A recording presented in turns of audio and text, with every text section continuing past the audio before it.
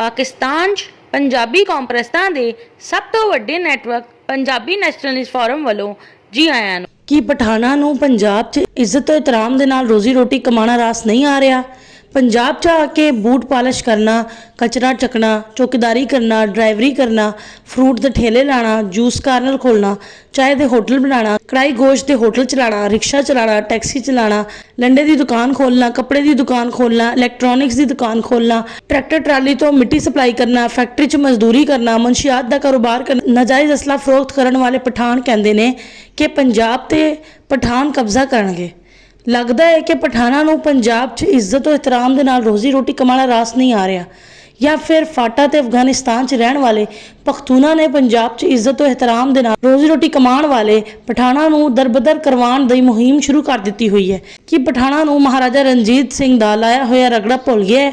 ਪਠਾਨ ਤਲਵਾਰ ਫੜ ਕੇ ਘੋੜੇ ਤੇ ਬਹਿ ਕੇ ਪੰਜਾਬੀਆਂ ਨੂੰ ਲੁੱਟਣ ਦੇ ਲਈ ਪੰਜਾਬ ਆਉਂਦੇ ਨੇ।